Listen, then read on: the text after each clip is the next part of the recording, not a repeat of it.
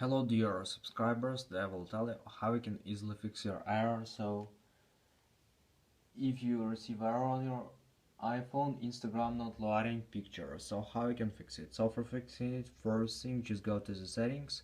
In the settings you need to find here your Wi-Fi network.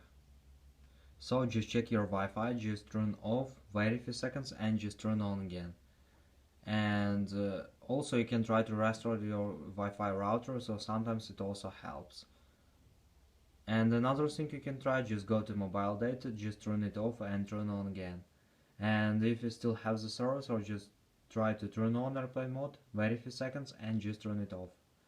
And if you still have the server, so just go to the general. In the general, just tap on software update, just wait until it will check for updates and just try to download and install the latest software on your iPhone.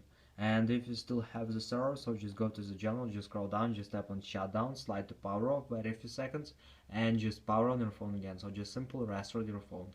And if it doesn't help you too, you can also try to install the latest updates for your Instagram. So just go to App Store, just go to search tab. In search tab, just tap on search and just write here Instagram. So here you can see Instagram.